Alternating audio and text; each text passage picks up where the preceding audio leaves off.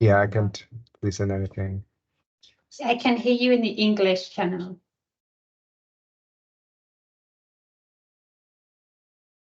Okay. Because I'm in the Spanish channel and yeah, there's nothing.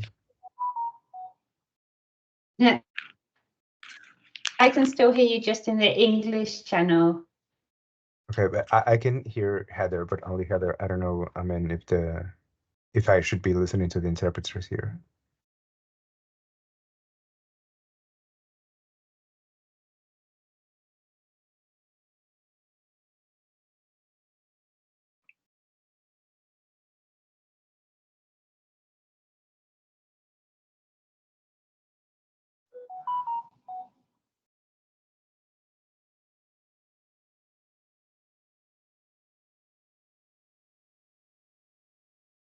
Good afternoon. Buenas tardes a todos y todas.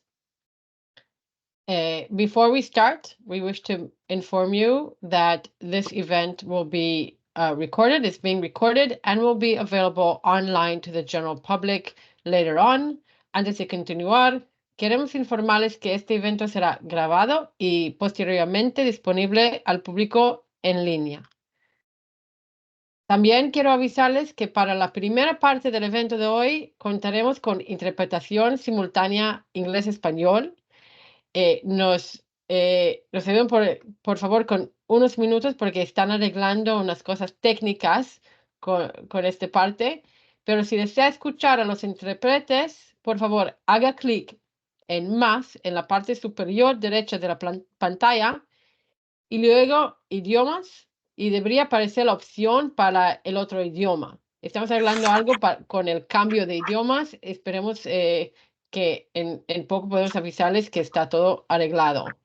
But before we start, I also want to inform you that the first part of today's event, we will have simultaneous interpretation English-Spanish. If you would like to listen to the interpreters, you can click more on the top right of the screen and then languages, and the option for the other language should appear. I will start this event in Spanish. I also just want to let you know that we are dealing with some technical issues with the switching between languages, Spanish, English, and translation, and we hope to be able to inform you very soon that this has been fixed. Me llamo Ifat Barakcheni, soy directora de Asuntos Internacionales y directora de Tecnología y Derechos Humanos en el Congreso Judío Mundial. Me complace al mismo dar la bienvenida a Karel Francofane de la UNESCO, que nos ofrecerá unas palabras de bienvenida y marcará el inicio oficial de nuestro encuentro.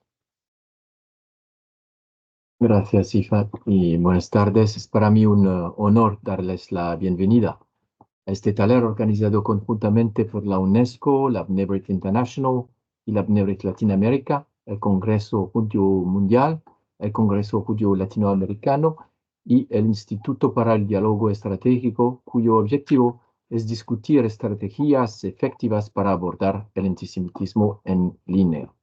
Abordar el problema global del antisemitismo es una prioridad para la UNESCO, especialmente en el contexto de la implementación de la estrategia y plan de acción de las Naciones Unidas sobre el discurso de odio. En este evento reiteramos la responsabilidad gubernamental de combatir el antisemitismo como parte de la protección de los derechos humanos. El problema del antisemitismo trasciende el tamaño de las comunidades judías. Los discursos de odio a menudo tienen como objetivo a los judíos y su presencia en línea es alarmante. Casi la mitad del contenido relacionado con el Holocausto en Telegram niega o distorsiona los hechos. En América Latina, el 12% de los posts en la plataforma X contienen contenido antisemita en discusiones sobre el conflicto en Medio Oriente. Es crucial comprender que el antisemitismo no es solo un problema de la comunidad judía, sino que socava los valores democráticos y afecta a la sociedad en su conjunto. Además, se adapta constantemente y proviene de diversas ideologías políticas. Este taller abordará estos desafíos con un enfoque en el ámbito digital y esperamos que ofrezca soluciones para promover respuestas políticas más eficaces. Quiero agradecer aquí al Congreso Judío Mundial, al Congreso Judío Latinoamericano, a la B'nai B'rith International y la B'nai B'rith Latinoamérica y al Instituto para el Diálogo Estratégico por su constante apoyo y asociación.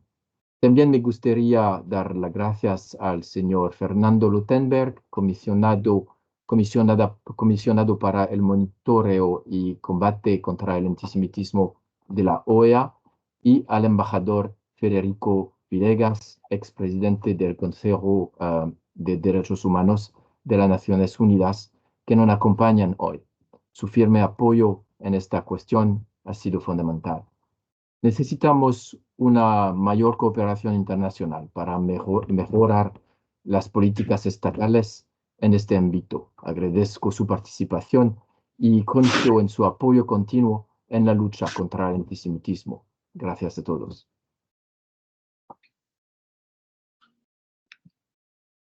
Gracias, Karel, y gracias a UNESCO por adoptar una postura firme y activa contra el antisemitismo. Su liderazgo en esta lucha es crucial y muy agradecido por todos los que estamos comprometidos con la erradicación del odio y la promoción del entendimiento mutuo.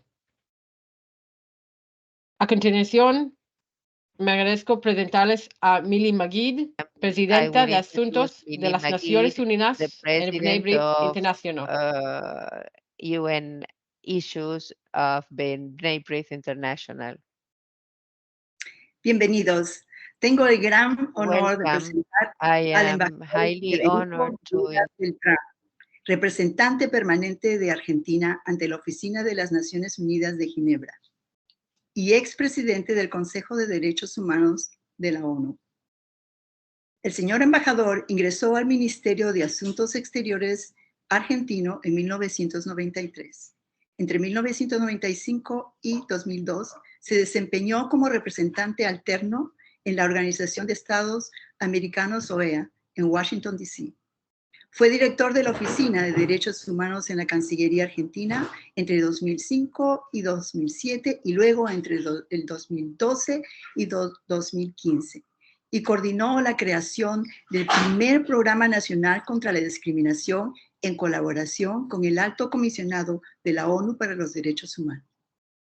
También participó en la creación del primer Centro de Políticas Públicas de Derechos Humanos del Mercosur y el Centro Internacional de Derechos Humanos de la UNESCO con sede en Argentina. Fue el embajador de Argentina en Mozambique en el 2016.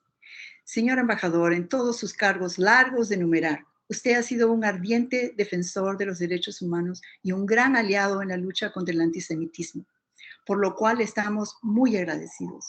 Embajador Villegas, muchas gracias por aceptar nuestra invitación. Es un verdadero placer tenerlo con nosotros hoy.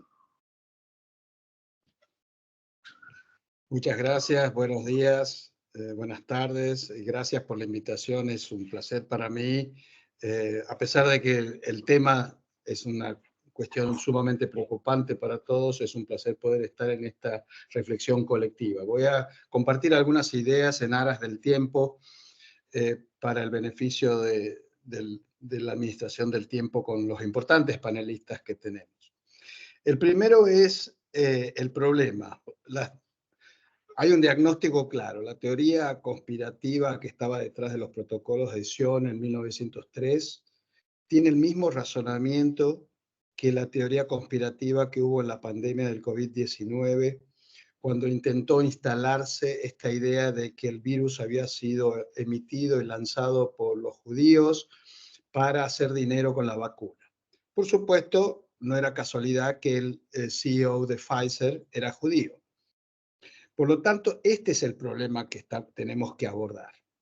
Y cómo impactan las redes sociales en esta permanencia de un antisemitismo que ahora se expande a través de las redes. A mí me tocó, como presidente del Consejo de Derechos Humanos, varias instancias de este tema, pero una en particular me dejó pensando mucho. Porque una de las cosas más importantes del Holocausto para entenderlo y estudiarlo es que surgió en una de las naciones más desarrolladas del mundo en ese momento, en la tierra de Goethe, de Schiller y de Beethoven. Entonces, ese es el problema principal. Hoy tenemos que abordar la lucha contra el antisemitismo en todos los sectores, aún en la gente más educada, en la gente más preparada. Y les cuento brevemente lo que me pasó. Como presidente del Consejo de Derechos Humanos, tuve que enviarle una carta contundente a un experto independiente que había sido designado precisamente para verificar alegadas violaciones de derechos humanos por parte de fuerzas israelíes y de Hamas en Palestina, etcétera. Uno de esos expertos de la ONU, que en una entrevista se refirió, y cito, al lobby judío que domina las redes sociales y las compañías tecnológicas. Entonces, cuando pasó eso, yo no necesité que me llamara la embajadora de Israel para reaccionar. Inmediatamente le mandé una carta contundente diciéndole que sus expresiones representaban claramente, podían ser interpretadas como antisemitas. Él pidió disculpas, dijo que no era su intención, se retractó por escrito, pero eso me llevó a pensar, si un experto independiente especialista del tema en la ONU, que tiene como mandato abordar la dedicada misión de ese tema en ese lugar, le parece espontáneamente natural hablar del lobby judío en las redes sociales, el problema es muy grave. Entonces, en aras del tiempo, les hago 3 propuestas contracíclicas y los llamo a una acción colectiva en estos espacios para desarrollar cada una de esas 3 propuestas y me ofrezco a desarrollarlas con ustedes si están de acuerdo. Y puede haber muchas otras. Solo 3. Primero, una acción colectiva para un cambio copernicano en la forma de enseñar la Shoah en todos los niveles de educación primaria y secundaria e incluso universitaria con el uso de nuevas tecnologías. ¿Qué significa? Cuando yo era chico en la dictadura argentina, tenía una materia que se llamaba formación moral y cívica. Claramente nunca nos enseñaron la Shoah. La Shoah solo era una foto de Auschwitz en la historia de la Segunda Guerra Mundial. Y era imposible que la dictadura argentina, que era profundamente antisemita, hubiera enseñado la Shoah. Sin embargo, hoy mis hijos, 40 años después en democracia, tienen una materia que se llama Estado y Sociedad. Por lo tanto, tenemos que cambiar la forma de abordar la enseñanza del Holocausto para que los alumnos se sientan identificados con el concepto mismo de lo que el Estado debe hacer para cumplir, hacer respetar la ley y nunca, nunca más transformarse en delincuente, que fue lo que pasó con el Estado alemán. Por lo tanto, y a la vez entender los valores de la diversidad religiosa, claramente. Si nosotros sacamos esa enseñanza del Holocausto y la ponemos como plataforma para la enseñanza de valores cívicos y de la relación del Estado con la sociedad, vamos a tener una medida contracíclica. Segunda iniciativa, profundizar la relación entre la lucha contra el antisemitismo y el contrato social que hizo la humanidad en el 48 con la Declaración Universal de Derechos Humanos. No se puede hablar ni defender los derechos humanos sin luchar contra el antisemitismo. Es así de simple. Porque la tragedia del Holocausto no solamente derivó en la creación del Estado de Israel. Lo más importante es que derivó en la creación de una nueva rama del derecho internacional, que durante 300 años no se había ocupado de la gente, solo de la relación entre los estados. Y a partir de ese nunca más, después de la tragedia del Holocausto, hay una nueva rama que es nada más ni nada menos que el derecho internacional de los derechos humanos, con más de 10 tratados y estándares universales de derechos humanos y todos los que vendrán que nos protegen. Por lo tanto, esa simbiosis entre el Holocausto y el derecho internacional de los derechos humanos hay que profundizarla. Esa idea revolucionaria surgió de la tragedia del Holocausto. Y por eso los 8 pasos que derivaron en el Holocausto están presentes con distintas características en otras atrocidades. Esa hay que profundizarla. Y la tercera y última, con esto concluyo, es no tener miedo de generar una discusión profunda sobre la gobernanza y el uso dual de las redes sociales y las nuevas tecnologías, especialmente la inteligencia artificial. ¿A qué me refiero? Yo vengo en una época del desarme también, así que no puedo dejar de compararlo. Hoy las redes sociales son como la energía nuclear. La energía nuclear tiene beneficios extraordinarios en la medicina o en la creación de energía, pero también se puede hacer una bomba. Por lo tanto, hoy ese uso dual que tenemos, imaginemos si nosotros hubiéramos tenido las redes sociales en Kristallnacht, hubiera habido más videos denunciando lo que estaba pasando en Kristallnacht, o hubiera habido más videos y tweets pidiendo que la gente vaya a romper los cristales y a matar gente. O imaginémonos si en Ciudadanos de Cracovia estaban con un celular filmando los trenes que venían a clasificar para los crematorios en Birkenau. Entonces, no podemos seguir abordando este tema sin entender que tenemos que hacer algo con la gobernanza, tenemos que hacer algo con reglas, porque en este momento no hay ninguna posibilidad de poder parar esos discursos de odio y colectivamente abordarlos. Y termino con un ejemplo concreto. Ustedes recuerdan en Ruanda, la radio de las Mil Colinas, hay un periodista belga que fue condenado, y ese periodista belga incitaba a matar las cucarachas de los tutsis a través de una radio. Si ese periodista hubiera tenido hoy una cuenta de Twitter con millones de seguidores diciendo lo mismo, ¿quién es responsable de parar y cerrar esa cuenta de Twitter? Por lo tanto, esto es una profunda reflexión que hay que continuar y los invito a hacer eso. Tenemos que devolver la fuerza centrípeta hacia la protección del centro de la persona que se generó con la Declaración Universal a partir del Holocausto. Y con todo gusto voy a colaborar en cualquier iniciativa de esta naturaleza. Muchas gracias.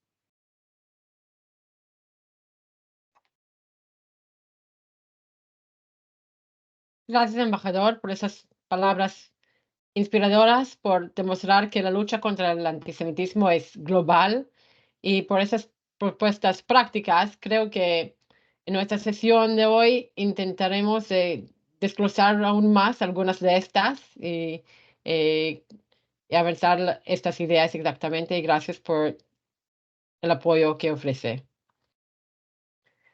En nuestra primera sesión, antisemitismo y negación del Holocausto en línea, situación actual en el mundo y en América Latina, sus amenazas a la verdad y a la democracia, será moderado por Óscar Portillo Mesa del ISD.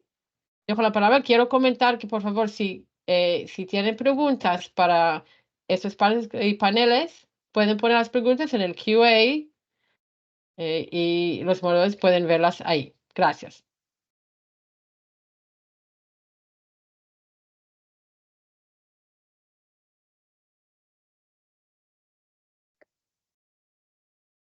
Muchas gracias, Ifat. Si me permiten, comenzamos con esta sesión. Como ha sido mencionado, mi nombre es Óscar Portillo. Yo trabajo en el Instituto del Diálogo Estratégico, donde ayudo a liderar investigaciones sobre el extremismo digital y los peligros antidemocráticos globales en Washington, Estados Unidos. Me alegra mucho verles a todos en esta primera sesión, donde, como ha sido mencionado, pasaremos tiempo analizando varios aspectos relacionados al problema actual del antisemitismo digital y el negacionismo del Holocausto en línea. Incluso los peligros que estos dos problemas representan para el triunfo de la verdad y la democracia en Latinoamérica y a un nivel global. Para repasar este importante tema, con nosotros hoy tenemos a dos expertos en estas áreas. El comisionado para el monitoreo y el combate contra el antisemitismo de la Organización de Estados Americanos, el señor Fernando Lottenberg, y Ariel Sidler, un director de programas y representante del Congreso Judío Latinoamericano. Muchas gracias a ellos dos por compartir tiempo y experiencia con nosotros hoy. Bueno, antes de comenzar nuestra serie de preguntas, le daré la oportunidad a nuestros dos expertos para compartir unas cortas palabras. Ariel o el señor Lottenberg.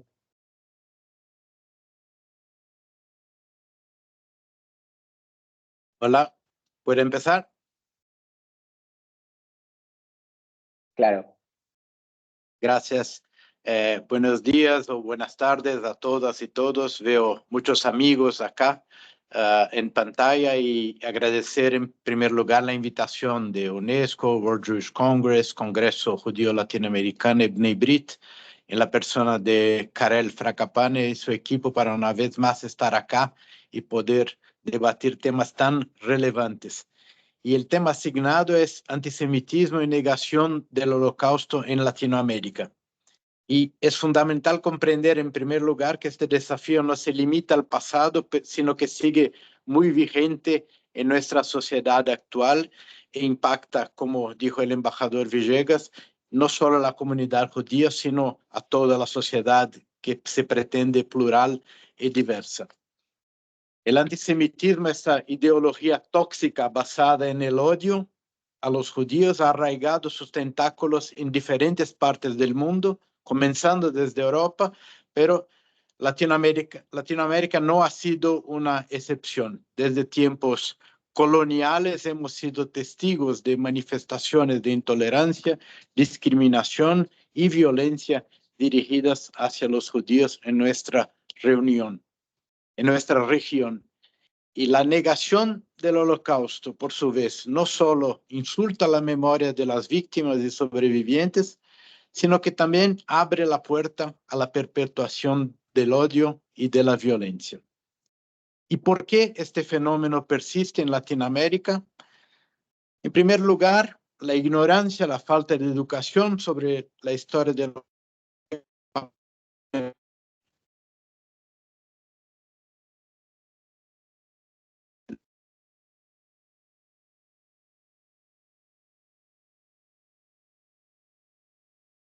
estereotipos antisemitas que requieren una atención urgente y una desarticulación sistemática. A partir del último 7 de octubre, luego de que Hamas atacara a Israel cometiendo actos atroces, el antisemitismo crece exponencialmente, especialmente en Europa, pero otra vez Latinoamérica no quedó ajena a este movimiento, aunque en menor medida. De acuerdo con Matthew Continetti, mencionado en el blog de Free Press, hay como un movimiento global que simpatiza con Hamas y está librando una guerra de información, especialmente en las redes, con el objetivo, uno, de aislar diplomáticamente a Israel, de socavar su derecho a existir, y del otro lado, con el regreso del antisemitismo con un poder impactante para intimidar y atacar a los judíos en toda la diáspora. Es igualmente preocupante ver la relación directa entre gobiernos de nuestra región y su posición hacia el conflicto entre Israel y Hamas. Abandonando posiciones más o menos balanceadas, se ha visto claramente, por ejemplo, el discurso del presidente de Brasil, donde compara al gobierno de Israel con el gobierno nazi de Hitler, el holocausto del pueblo judío con la lucha que Israel libra contra Hamas y Hezbollah, proxies de Irán.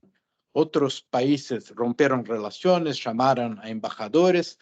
El presidente de Colombia también compara el Estado judío con los nazis de Gaza, con el gueto de Varsovia, y nosotros todos que conocemos la definición de la ira y sus ejemplos, sabemos cómo se pueden calificar estas conductas. Michael Warren, que es un historiador y diplomata, en un artículo publicado en la semana pasada en su sitio La batalla final por el Holocausto, hace interesantes conexiones entre el actual conflicto, la memoria del Holocausto y la ola de antisemitismo. Dice que Israel no está solo combatiendo por su futuro, pero también por su pasado. Recuerda que la Declaración de Independencia de Israel cita el Holocausto como una justificación básica del Estado y concluye, llámelo descoplamiento del Holocausto o ruptura, pero ahora está surgiendo un movimiento global para cortar los vínculos entre el Estado judío y la solución final y negar al primero la capacidad de aducir a la segunda en su defensa. El efecto directo que tiene esta actitud de algunos gobiernos de nuestra región es que de alguna manera muy clara les da carta blanca para que personas cometan actos públicos antisemitas y queden impunes. En Uruguay vimos en el Día Internacional de la Mujer un día de conmemoración y apoyo a las mujeres, se cometieron delitos públicos antisemitas. En Argentina, en Santiago también, destaco en Santiago, hubo manifestaciones muy agresivas, no en frente a la Embajada de Israel, pero en frente a instituciones de la comunidad judía local. Es imperativo y camino para la conclusión porque mi tiempo se va. Como sociedades nos comprometamos a combatir el antisemitismo en todas sus formas. La educación, por cierto, sigue siendo nuestra mejor arma. Coincido con el embajador Villegas que debemos promover la enseñanza rigurosa y objetiva de la historia del Holocausto en nuestras escuelas. Brasil ha sido uno de los países que ha incluido en el currículo nacional la enseñanza sobre el Holocausto, para que generaciones futuras puedan comprender la gravedad de este evento y la importancia de prevenir la intolerancia y el odio. Sobre las redes, hay que buscar un modelo, y esto está en el orden del día hace algún tiempo en muchos países, en Brasil en estos días muy fuerte, un modelo que va a combinar una autorregulación de moderación de contenido hecha por las propias redes con una regulación pública en los países donde esto sea posible. Incentivar la diversidad es nuestra mayor fortaleza para crear un entorno inclusivo y respetuoso para todos. En resumen, el antisemitismo y la negación del Holocausto en el mundo digital o en el mundo real son obstáculos que debemos enfrentar con resolutividad. Es imprescindible que estemos aquí colaborando unidos, con coraje y con compasión para edificar un mundo donde todos puedan disfrutar de una vida libre de temor y discriminación, independiente de su origen, género, etnia o religión. Muchas gracias. Muchas gracias al comisionado Lottenberg por compartir unas importantes palabras con nosotros. Bueno, Ariel. Hola, ¿qué tal, Oscar? Muchísimas gracias. Un placer compartir este panel con Fernando, con el embajador Villegas. Muchas gracias a todos y a todas las que se conectaron. Dentro de poquito tiempo viene una fiesta judía que Pesaj, la Pascua judía para muchos, y una de las preguntas centrales que recorre esta festividad es en qué es, cuando la familia se reúne y festeja, suele haber una cena de noche, y la pregunta que recorre es en qué es diferente esta noche a todas las noches. Y tal vez lo que nos podemos preguntar hoy es en qué es diferente hoy el antisemitismo y en qué es diferente a partir del 7 de octubre el antisemitismo a lo que veníamos viendo a lo largo de la historia o lo que vimos en el último tiempo. Y me parece que empezamos acá a correr por dos ejes y que me parecen importantes. Por un lado, de alguna forma, el embajador Villegas fue recorriendo algo de esto que tiene que ver con los medios, cuando hablaba de Ruanda o qué pasaba con las comunicaciones durante la Segunda Guerra Mundial, hoy redes sociales, inteligencia artificial. Tenemos una línea para pensar ahí y analizar. Y por otro lado también cómo se fue continuando y desarrollando el antisemitismo, también en esa línea con lo que venía siendo antes de la Segunda Guerra Mundial, en donde no se lo veía ni como problemática, estaba de alguna forma naturalizado. A partir de la Segunda Guerra Mundial vemos un antisemitismo en donde ya nadie se refería como antisemita, era mal visto ser antisemita públicamente, y todos los libelos antisemitas de aquel momento estaban claramente condenados. Lo que se reducía a un grupo muy pequeño de personas, a un núcleo duro que pensaba y transmitía esto. Y lo que empieza a ser preocupante el último tiempo, y me parece que quedó muy claro, incluso en lo que marcaba Fernando, algunas autoridades políticas de alto nivel teniendo discursos antisemitas, con intención, sin intención, y después lo podemos analizar, pero claramente hay una nueva naturalización de algunos discursos antisemitas, en este caso mucho más vinculados a Israel, al antisionismo, que afectan a las comunidades judías y a los judíos de todo el mundo. Cuando nosotros analizamos a través de nuestro observatorio web, una iniciativa de nuestra institución, Congreso Judío Latinoamericano, AMIA Hidaya, el contenido en redes sociales vinculado a todo lo que circula, vemos en general durante todo el año que hay un núcleo duro de antisemitismo que se sostiene a lo largo del tiempo y no va cambiando en general. Y de repente crece en momentos como el 7 de octubre a partir del ataque de Hamas a Israel y la guerra que se origina a partir de esto. Y lamentablemente vemos un montón de replicadores. Entonces, un primer entendimiento es que hay un núcleo duro que incluso cuando analizamos día por día, a ese nivel de detalle, el mismo 7 de octubre, cuando todas las imágenes que recorrían el mundo eran el horror de lo que estaba ocurriendo en Israel, había ya una base de antisemitismo muy importante en redes sociales, que de alguna forma podía ser continuidad de lo que había pasado cualquier día anterior, como si nada hubiese cambiado, pero ese núcleo que se sostiene, y es un antisemitismo que yo muchas veces con las personas que trabajamos esto tenemos la discusión porque el antisemitismo en América Latina es bien distinto tal vez hoy al de Europa, al de Estados Unidos, en donde en general muchas veces se habla todo el tiempo del aumento del antisemitismo. De los reportes que nosotros veníamos sosteniendo en los últimos años, no notábamos un aumento de antisemitismo. Y si bien todos estos años yo venía sosteniendo que no hay aumento de antisemitismo en nuestra región, a partir del 7 de octubre claramente se registra un aumento.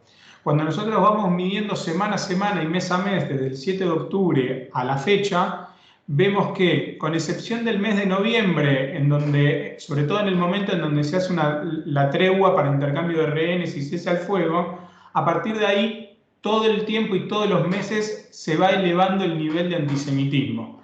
El día de ayer cerramos el informe del mes de marzo y muestra un nuevo pico de antisemitismo. Entonces, la primera cuestión para mí es, estamos claramente en nuestra región en un aumento de antisemitismo como no veíamos hace mucho tiempo. El segundo punto que ya algo deslicé, que me parece importante considerar y tener en cuenta es, se está naturalizando. No solo pasa con el antisemitismo, me parece que pasa con los discursos de odio en general, pero estamos naturalizando, y la sociedad y los usuarios, estamos naturalizando de una forma preocupante discursos de odio. Cuando me toca dar talleres en escuelas, en distintos lugares, y le preguntamos a la gente qué hace cuando ve estos discursos, la gente en general no hace nada. Entonces, en este momento de aumento de antisemitismo, particularmente vinculado a Israel, vemos con preocupación que haya una naturalización, sobre todo en edades jóvenes, de estos discursos de odio y esta discriminación, y es algo que me parece muy importante sobre lo que debemos trabajar. ¿Cuáles son, me parece, para pensar en desafíos? En general, la mayoría de la gente que está acá está en gobiernos, en organizaciones que trabajan derechos humanos. ¿Cuáles son, me parece, los principales desafíos que tenemos por delante todos aquellos que estamos preocupados por estos temas? En primer lugar, me parece que algo también creo que adelantó el embajador Villegas, tenemos que tomar conciencia de que el antisemitismo no es problema de los judíos. El antisemitismo es un problema de la sociedad, es un problema de los estados, de todos los organismos internacionales. Es una temática que se debe abordar desde lo básico en resguardar seguridad para las comunidades, sobre todo en este tiempo post-7 de octubre, a todo lo que tenga que ver con educación del holocausto, pero en lo que tiene que ver con convivencia y diversidad, es una responsabilidad de los estados. Así como también es responsabilidad de los estados velar por todos los otros tipos de discriminación, no es una responsabilidad del colectivo que se está damnificando, es una responsabilidad general. Y eso es algo que muchas veces no queda claro, me parece, muchas veces. En segundo lugar, en este contexto en donde el antisionismo es el argumento o la vía de permear un antisemitismo y está admitido, como decía, naturalizado, no se ve como problemático en muchos casos, me parece que hay que empezar a tomar también conciencia de eso. La definición de ira de antisemitismo obviamente es una gran ayuda, pero me parece que todos tenemos que empezar a poner un poco de foco en eso, empezar a entender cómo se maneja ese antisionismo, porque es claramente la vía por cómo se está transmitiendo hoy el antisemitismo en grandes cantidades, y es una conversación que tenemos constantemente con no solo gobiernos, sino empresas de Internet y todos los actores con quienes nos manejamos.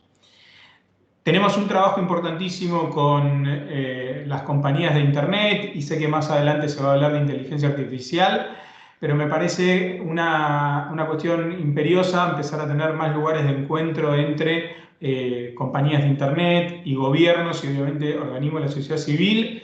Es muy común en Europa y en Estados Unidos que todas estas compañías en el buen sentido, rindan cuentas sobre su accionar, sobre sus algoritmos, sobre su funcionamiento, no es algo común en nuestras latitudes.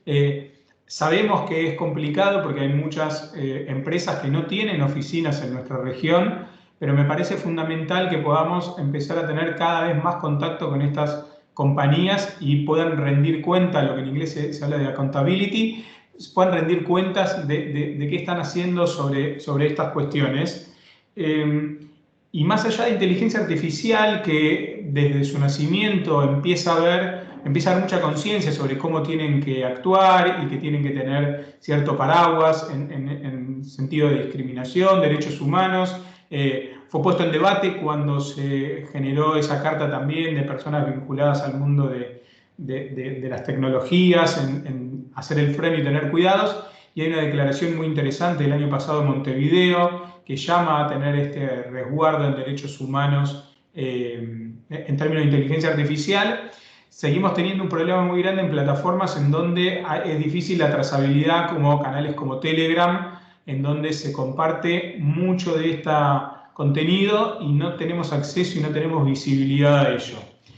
Muchas veces las plataformas más conocidas como YouTube, TikTok, Instagram, Facebook sirven para captar personas que después van a canales cerrados y es donde ahí se comparten los mensajes más fuertes y contundentes. Es allí donde también tenemos que poner un foco de atención, un lugar de atención. Las dos grandes vías también de trabajo de antisemitismo tienen que ver con educación y justicia. Necesitamos legislaciones actualizadas y obviamente es un trabajo a largo plazo, pero como plantea Fernando, la educación claramente es el camino que nos toca para combatir todos estos discursos de odio. Hasta aquí por ahora, Oscar. Muchísimas gracias. Muchísimas gracias una vez más a los dos por ayudarnos a comenzar con estas importantes discusiones. Bueno, Ifat, acá devolviéndote el micrófono para continuar con nuestro programa. Gracias.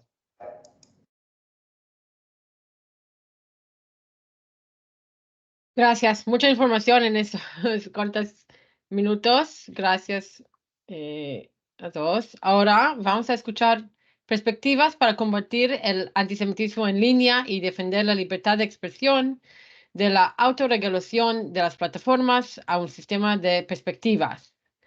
Contamos con dos oradoras. Voy a presentarles rápidamente. La primera es Ana Cristina Ruelas, especialista senior de programa, sección para la libertad de expresión y protección de las periodistas de UNESCO. Es especialista principal de programas en el sector CI de la UNESCO y centra su trabajo en la libertad de expresión en el entorno digital. Antes fue directora regional de la Oficina para México y Centroamérica de la Organización Artículo 19, Artículo 19, y anteriormente ocupó el cargo de oficial de programa de Derecho a la Información de la organización, encabezando el desarrollo de proyectos relacionados con la educación para el desarrollo.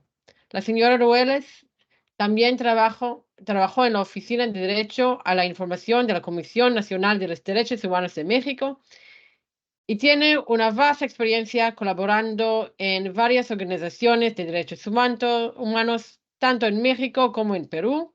Es abogada y tiene una maestría en Administración Pública y Políticas Públicas del Instituto Tecnológico de Estudios Superior de Monterrey.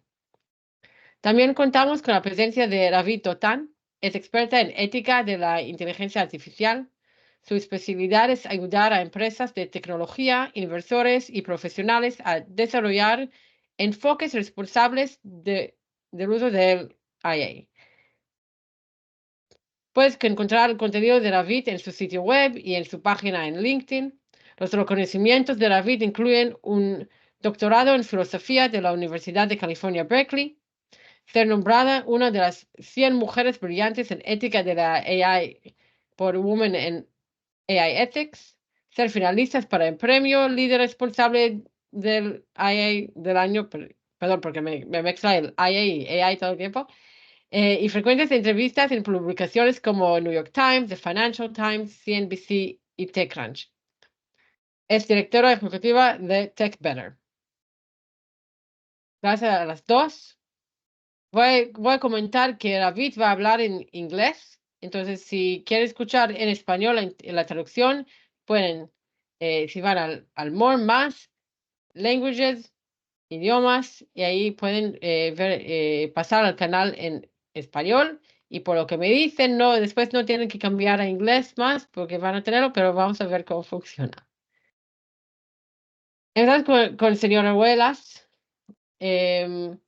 ante la creciente preocupación por el antisemitismo en línea y los desafíos que plantea para la libertad de expresión, ¿podrías compartir su opinión sobre el entorno regulatorio actual?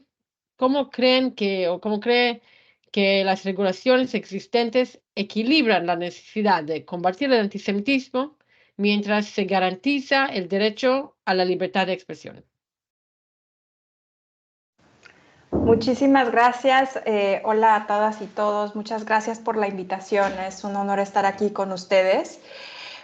Precisamente, como bien se mencionó anteriormente, las plataformas digitales se han convertido en un nuevo frente en la búsqueda de la paz. Y es importante tomar en cuenta que el papel transformador que han desempeñado estas plataformas en la promoción de derechos humanos no lo podemos negar. Las voces de distintos grupos que han vivido en situación de vulnerabilidad y marginación se han hecho escuchar, pero también es cierto que estas mismas plataformas digitales que democratizan el acceso al conocimiento y la cultura y han fomentado la conexión digital, el reconocimiento de las distintas formas de ser y de vivir. Hemos visto cómo la velocidad, el impacto de la desinformación, de los discursos de odio, de las teorías de la conspiración han creado una forma distinta de vivir y una forma distinta de participar activamente en el espacio cívico. En ese sentido es importante reconocer que en este marco y en esta dicotomía, desafortunadamente el entorno regulatorio es muy variado. Mientras que existen regulaciones de contenido que directamente atacan al generador del contenido para criminalizarle, y hemos visto en muchos casos cómo desafortunadamente la criminalización va directamente, por ejemplo, a personas periodistas. También hemos visto regulaciones que se enfocan directamente en tratar de encontrar mecanismos para que las empresas, es decir, en este caso las plataformas digitales, establezcan procesos y estructuras que sean transparentes, que rindan cuentas y que cuenten con mecanismos de debida diligencia para identificar los riesgos de los propios contenidos los que fluyen en su plataforma y para mitigar los riesgos identificados. Desde UNESCO en los últimos 2 años trabajamos para tratar de generar una serie de piso común, una serie de normas, una serie de principios que permitieran a los distintos Estados miembros identificar cómo una regulación con un balance para la libertad de expresión y el derecho a la información puede al mismo tiempo atender el problema del discurso de odio, de la desinformación, del antisemitismo.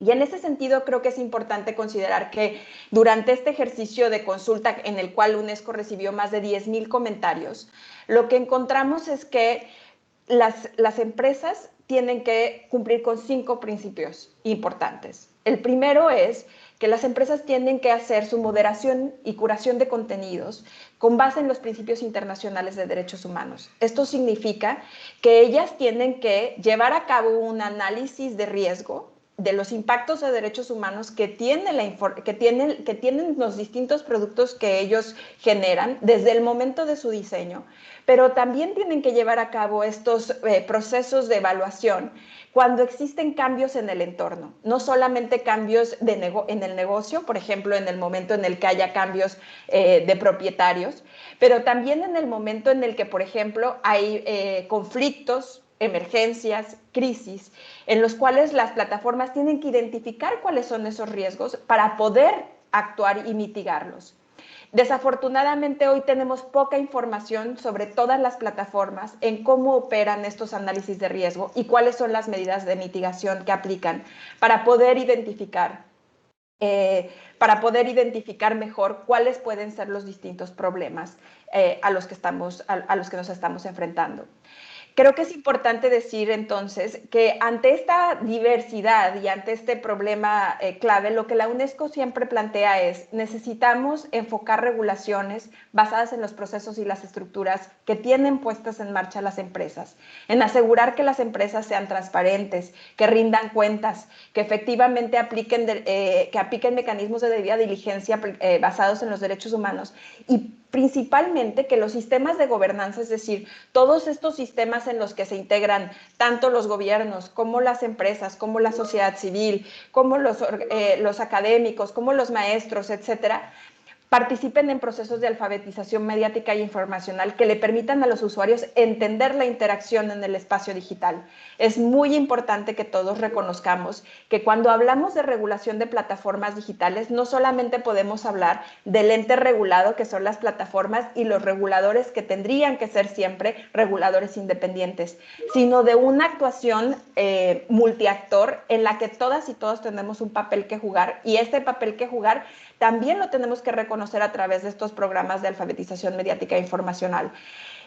Creo que es importante reconocer hoy por hoy que desafortunadamente existen variables o muy diversos sistemas regulatorios. Tenemos también diversas formas de regulación, incluso, por ejemplo, en la Unión Europea se encuentra regulación estatutaria a través de la Digital Services Act. Tenemos regulación, mecanismos de corregulación como el Código de Conducta para combatir la desinformación y tenemos mecanismos de autorregulación. Sin embargo, esta no es la misma situación que se vive en países en Latinoamérica, donde los sistemas regulatorios están totalmente fragmentados y pueden impactar de manera directa también en la posibilidad de generar contranarrativas que combatan directamente el discurso de odio.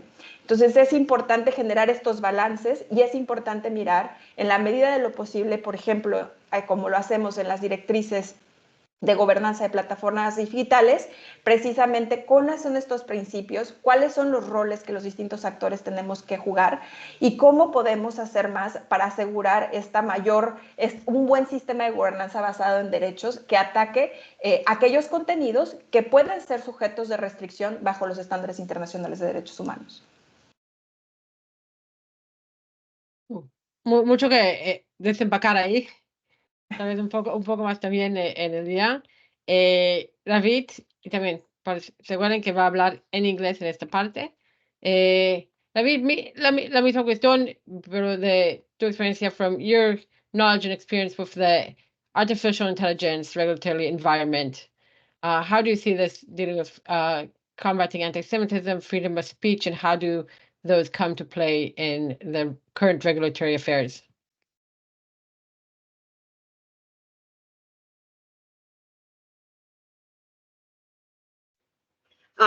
Thanks.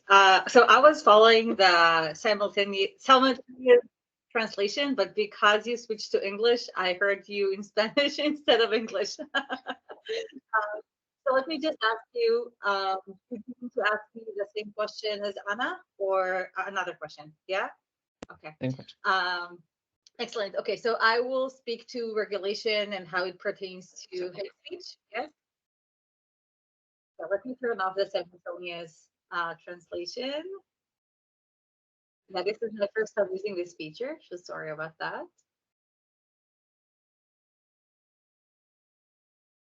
Okay, hi. Yeah, so as you all know, my field is AI, so I want to speak to regulation and hate speech when it pertains to AI. So of course we know this technology can really exacerbate the effects of hate speech. One of the main reasons is social media, because a lot of the hate speech happens on those platforms, and the AI algorithms that are driving the platforms are oftentimes amplifying anti-Semitism and other kinds of hate speech. And also content moderation teams sometimes are a part of those platforms, and sometimes they are fired, so they cannot do their job. So there's a huge intersection between this phenomenon of hate speech and AI. So the question is, of course, where is regulation on all of this? Can it protect us? Is it where it needs to be? So I'll speak to two mechanisms of regulation when it comes to this issue. I think it's helpful to maybe divide regulation efforts into three types. One is laws that are specific to AI, such as the EU AI Act. So for those who are unfamiliar, the EU AI Act is the leading regulatory initiative in AI. It is any day now, this week, supposed to pass its very last vote in the European Union. Basically, what this law does, it divides AI applications into risk categories, and each risk category has its own laws and rules that apply to it. Specifically for our case, it doesn't, so the goal of the law is to protect fundamental human rights. So in that sense, it is supposed to protect from hate speech, but more specifically, it doesn't necessarily really focus on hate speech directly. However, it does put some measures in place that are helpful. Mostly, I think, requiring to mark content that is synthetic. One problem that we have today, of course, is a lot of disinformation. So using information that is false and AI generated to intensify biased views. So the law does say that content needs to be marked when it is synthetic. So that would be helpful to have that. But beyond laws that are specific to AI, I think it's very helpful to pay attention to laws that are just general and applied to AI. In the US, one of the most important laws for any kind of speech in media is called Section 230. So that section speaks to who is liable when some act speech is made on a social media or online platform. Originally, the law was made to protect sites, say like Google or something, if they're hosting something that someone else had said, so they are not to be sued for the hate speech of someone else. However, there was a huge discussion about this law with regards to AI. So for example, if ChatGPT creates some hate speech, who is liable? Is it the user? Who is it ChatGPT? If Facebook shows us some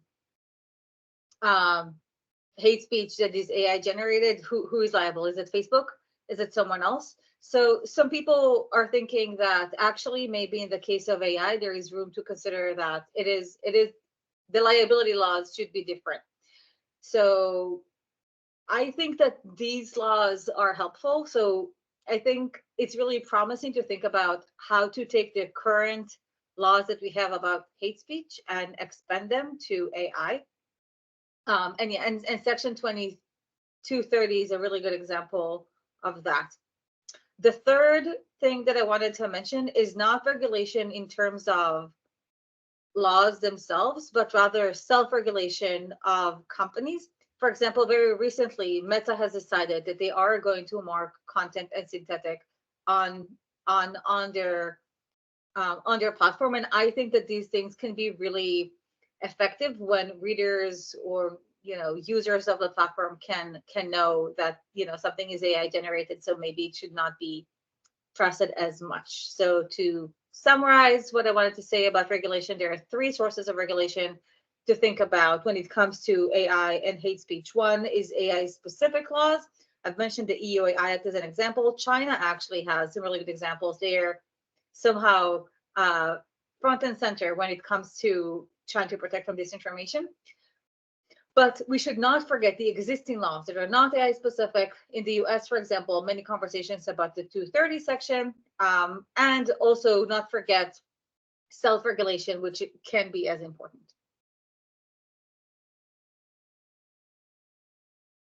Thank you.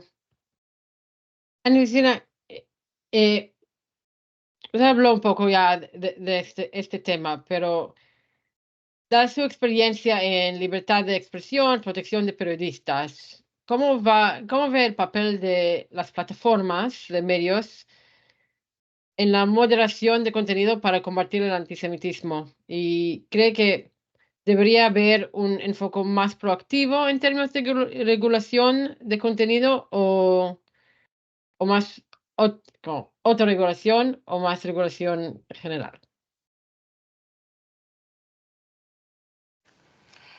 Sí, como mencioné, una de las cosas que las directrices para la gobernanza de plataformas digitales de la UNESCO señala es que la regulación de contenidos como tal tiene que basarse en las estructuras y procesos que las compañías tienen en marcha para establecer sus políticas y sus procedimientos, es decir, para cumplir con sus normas comunitarias. Y tienen que ser, en ese sentido, lo que nosotros tenemos que pedir a las compañías es que estos sistemas estén basados en análisis previos de riesgo. Es decir, las compañías tienen que saber cuáles son los riesgos desde el momento en el que deciden hacer un diseño para que puedan implementar medidas de mitigación. Las compañías, de acuerdo a las directrices, tienen, por ejemplo, que hacer análisis de riesgo previo o en el momento, durante los distintos conflictos, crisis, emergencias que vayan ocurriendo para poder actuar, y tienen que ser transparentes sobre estos mecanismos. También es importante decir que estos análisis de riesgo no pueden ser solamente hechos desde las compañías y para las compañías. El proceso de gobernanza de las plataformas siempre tiene que ser multiactor. Es decir, por ejemplo, la comunidad, las comunidades afectadas por el discurso de odio tienen que formar parte de la discusión en estos análisis de riesgo. ¿Por qué? Porque son quienes están viviendo las distintas formas de amenaza y son los que están siendo impactados por los distintos contenidos. Y de esa manera las empresas tienen que actuar y ver cuáles son las formas de mitigación. No siempre la remoción de contenidos puede ser la medida idónea para reducir las amenazas o reducir los riesgos. Existen otras formas o otras medidas que pueden ser sujetas como mitigación de riesgo. Por ejemplo, la desmonetización, ¿no? Hay cuentas que son muy prominentes, que tienen una audiencia magnífica, que hacen que haya una virulencia de los contenidos tremendo, y la medida idónea, por ejemplo, en ese tipo de cuentas es desmonetizar, ¿no? Podría ser una de las medidas idóneas. Hay otras medidas, por ejemplo, que son utilizadas también por plataformas recientemente para atacar el fenómeno de las deepfakes, que es tratar de generar watermarks a los distintos contenidos. Hay distintos mecanismos, hay distintas medidas que cada una de las empresas tienen que implementar de acuerdo a los riesgos que se analizan. Y este análisis de riesgos no puede ser una cosa que se haga solamente en un momento. Es decir, no podemos esperar que las empresas solamente hicieran un análisis de riesgo el 7 de octubre y después de eso ya no hagan nada. Tienen que evolucionar y tienen que entender cómo está evolucionando el contexto, no solamente en una región, en las distintas regiones, para poder actuar y mitigar el riesgo que supone su producto y su plataforma. Eso por un lado. Por otro lado, creo que también es importante decir que algo que nos hace falta, no solamente desde las plataformas, sino creo que es una cuestión multiactor, es que los programas de alfabetización mediática e informacional actualmente se miran siempre desde el punto de vista de los currículos educativos. Y entonces tendríamos que empezar a transformar esto en una responsabilidad de los distintos actores, que no solamente se abrogue a las instituciones de educación o a los gobiernos. Existe una responsabilidad desde los medios de comunicación de no replicar los contenidos dañinos. Existe una responsabilidad desde la sociedad civil para generar un reconocimiento de cómo funcionan las plataformas y cómo estamos interactuando en ellos. Existe una responsabilidad de los tutores, ¿no? Existe una responsabilidad de cada uno de nosotros en el proceso de alfabetización mediática para entender cómo estamos interactuando con los distintos productos. No todos los sistemas, como ya mencionó Ravid, son iguales. Cada una de las empresas y cada una de las plataformas tiene distintos mecanismos y distintos productos. Y nosotros tenemos que tener la posibilidad como usuarios de saber y decidir sobre nuestra interacción con esos productos. El problema es que no se está haciendo suficiente para entender cómo estamos interactuando. Entonces, creo que eso es otra de las cosas que es muy importante cuando hablamos de estos temas. Gracias. Como abogado de derechos humanos, me conecto mucho con la idea de ser como del tema de riesgo de derechos humanos en todo, pero tal vez necesitamos un programa de AI que pueda hacer Human Rights Risk Assessment para cada sistema y todo el tiempo. En eso paso a Ravit. Ravit, I will ask in English. But from your expertise in AI ethics and research, what are the technological solutions that we see today that would be effective in identifying and combating online hate speech, online anti-Semitism, take into considerations freedom of expression issues, human rights aspects that Ana Cristina also mentioned? How can we use AI responsibly in this context? Yes, excellent question. So for me, what we need to do is take all the content that is involved with AI and figure out how to utilize the mechanisms we already have to combat hate speech in the case of AI. So one thing we really need is to put accountability, decide who is responsible, who is liable in those cases of hate speech. So that includes the end user. How do we stop end users, but also the platforms themselves. So there's one kind of technology that I think is really helpful. Well, I don't know if exactly technology, but standards. So today there are several standards that are arising about how to identify where the content is coming from. So the provenance of the content. So for example, one very famous initiative is the Content Authenticity Initiative. Another one is called C2PA.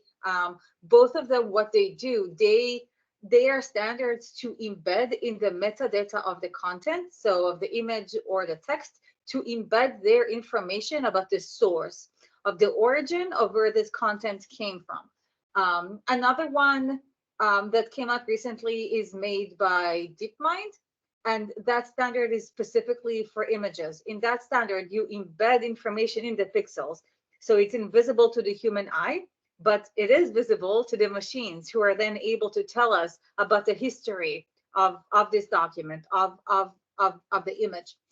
This is important for two reasons. One, it can decrease the impact of hate speech when it is AI generated. So I am focusing again on AI generated hate speech because this is my field. So those standards, especially the C2PA, what they allow when it is in social media, whatever social media, there's a little icon there that the user can click and see where is this coming from, and did it have any AI in the process. That can decrease a lot of the false information that is really within the hate speech space of social media. So all of those standards or technologies that allow to identify the source of the information are helpful. One, because they can help users understand when what they're seeing is not real. But two, even if it is real, then it can help us put accountability on the person, because we already have, many mechanisms for hate speech that respects freedom of speech. All we need to do is to be able to utilize them, even if this is AI. If we can know the source of the information, who produced that hate speech, then we can address it in the mechanisms that we're used to. So that's one angle. Another angle is the technological companies themselves. Who is liable? The question that I raised before. If it is the social media platform that is liable, right, and they can pay in court if they're sued, that gives them more motivation, for example, to exclude some information. So recently, YouTube and also Amazon are asking creators to identify whether this is AI or not. This is fantastic, if it works. Yeah, what we're seeing, unfortunately, in social media is that reports today of hate speech are just not getting the right attention that they need. There was a report that came out last week about reports of hate speech in social media in various platforms. It is very disappointing that only a small minority of those reports are actually being addressed, so that content generally is not taken down. I'll put the link in the chat later for the report itself, but on average, only 18% of the anti-Semitic content that was on social media was actually taken down. Now, it was a range between different social media, but it ranged between 38% was the highest, but 4% was the lowest. Why is that? I think it's because a part of it is because the social media platforms don't see themselves as liable or accountable for doing those things. So the second component is not technological. It's more, how do we press on the liability of those who create the content, of those who present the content? Yeah, so I would say that that is the second component that I want to emphasize.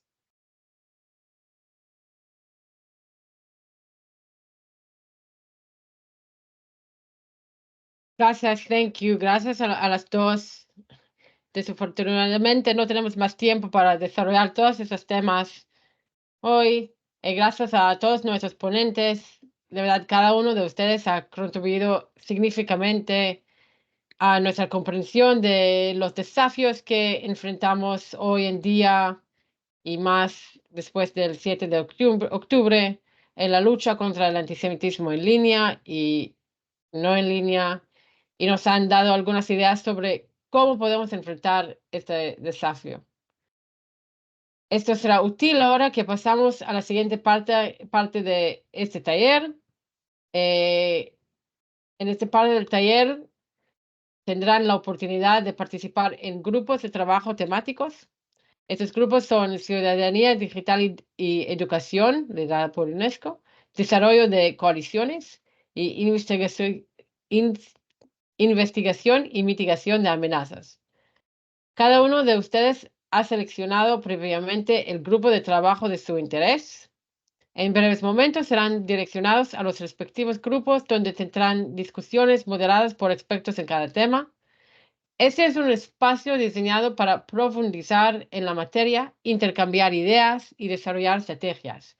No se ha grabado y no hay traducción al inglés tampoco. Antes de terminar, les animamos a participar activamente, comprometiendo sus perspectivas, escuchando las de otros participantes. Esta es una oportunidad única para colaborar con expertos y colegas comprometidos con estas causas.